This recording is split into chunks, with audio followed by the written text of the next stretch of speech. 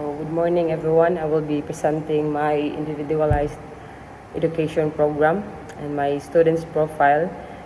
His name is Pintor Zach. He's 11 years old and gender is male. He was born on May 12, 2015 and he was diagnosed for language and behavioral concerns. Yung school is Araneta Learning Center, Bugo City, grade 4. And for my present level of performance, communication and language and social-emotional behavior. So Zach currently presents with significant delays in both expressing and receptive language domains, which directly impacts his behavior choices and social interactions.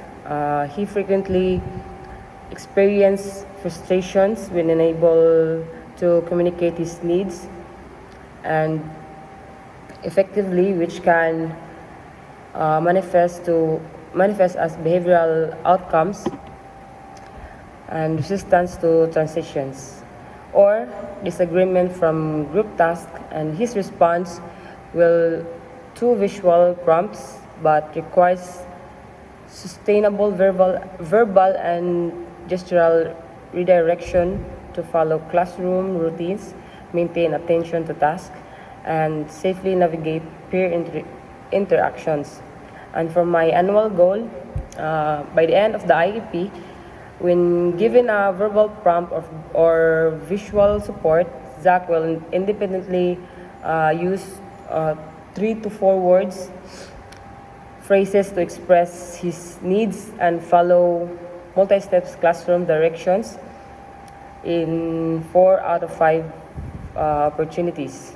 And for my short-term objectives, by the first quarter, Zach will use functional words, functional single words, or communication icons to express his immediate wants or needs, like help or want or more, or like water, in 80% of observed opportunities across 3 consecutive words and days. And by the second quarter, Zach will combine words into 2 phrase utterances, like I want toy or I want to go outside, and to initiate an interaction or make a request with minimal gestural prompts in across 3 consecutive days. And by the third quarter, Zach will successfully follow a 2-step routine interactions like get your own book and sit down without requiring physical redirections in 80% of school day opportunities. So for the second, socio-emotional behavior, my present level of performance is Zach experiences difficulty managing emotions during routine transitions, like moving from playing to sideward, and when faced with tasks that challenge his communication skills, this frequently results in non-compliant behaviors, walking away from tasks, or emotional outbursts. And for my annual goal, by the end of the IEP, when facing a classroom transition or unexpected changes in routine, Zach will utilize learn copying strategy or visual schedule to transition safely with no more than 1 verbal reminder in 4 out of 5 opportunities. And for my short-term objectives, by the first quarter, Zach given 2 minutes visual and verbal morning using a visual timer. Zach will transition from preferred activity to non-preferred activity without physical resistance or crying 3 out of 5 opportunities. And by the second quarter, When feeling frustrated, overwhelmed, Zach will independently paint a break. Card or visual choice card to request a self-regulation break rather than destroying disruptive behaviors in 75% of occurrences. So mura siya kanang if murag kanang control sa iyang tantrums, like if ganahan siya break, murag mag-use lang siya kanang any object or raise siyang hand para mo request siya break sa iyang teacher. And instead of yang i-interrupt ang whole class.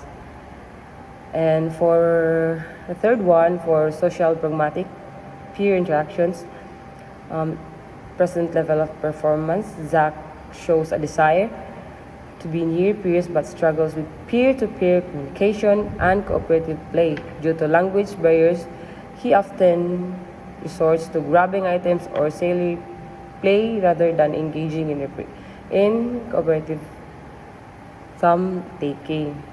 Kay way back sa una, if ato wala pa siya na therapy kay kanang dili pa kay siya kabao mo communicate sa mga tao na iyahang makasugat mo nang if na siya gusto, if he wants anything, makiguan siya, he will grab dayon, di siya makigstorya improper or dili siya ka-control sa iyang tantrums. And for my annual goal, by the end of the IEP period, during structured play or a group of activities, Zach will engage in cooperative turn-taking with at least one peer for a minimum of 3 exchanges using visual or verbal modeling in 4 out of 5 of opportunities. For my short-term objectives, by the first quarter, Zach will participate in parallel by alongside peer 5 minutes and sharing a set of common materials like blocks, like Play-Doh, and without exhibiting defensive behaviors in 3 out of 5 opportunities. And by the second quarter, given a structured game or activity, Zach will take turns with a peer when prompted by an adult, like your turn or Zach's turn, up 4 to 3 consecutive turns, 80% of the trials. And for the third quarter, Zach will use functional phrases or gestures to ask or appear for a toy or a bin on activity, like can I play or handing a toy, in 3 out of 5 opportunities without adult modeling. So for last, functional communication and assistive technology. When Zach experienced intense communication breakdown, his verbal speech regresses completely. He does not currently utilize low-pitch communication, looks and consistently to bridge the gap when vocal language fails him. For my annual goal, during moments of high frustration or verbal breakdown, Zach will independently use low-tech communication board or picture exchange system to clarify his needs to school in 4 out of 5 opportunities. So, sama sa akong game ganina, murag magamit rag object si Zach, yarang erase para maingon niya iyang concern sa teacher para di siya maka-interrupt sa class. And for short-term objectives, Zach sort classrooms manipulatives by a single attributes, either color or shape, into designs bins with no more than verbal prompt in 4 out of 5 trials. By the second quarter, when given a field of 3 virtual choices, Zach will correctly identify 3 shapes or example, circles, square, or triangles, and 4 basic colors by painting when named by teacher in 80% trials. By the third quarter, Zach will count objects up to 5 using one-to-one correspondence by touching each object during structured math readiness activities in 4 out of 5 opportunities. So, for my activities with Zach, since duha rami nag-meet for my first activity, simple lang sa akong ipabuhat kay para dili sa sakto timing mo jud the first and the second time na we met nagda siya tantrums. And for the first day, akong activity ra niya simple lang, like ako sang gi-ask iyang ate if he does anang house chores like anang sweeping the floor or arranging his toys and washing dishes. Actually, he doesn't know how to wash dishes. He hates washing dishes down, and then he can sweep the floor, but depende sa tantrums. Dili siya ganahan suguon. Di kay siya pasugo. Tamaran daw siya ingon niyang ate. Dili kay siya ganahan sugo-sugoon. Dili gawas sa lawihan toys ang involved sa sugo. And then ang nabuhat na mo is sweeping the floor.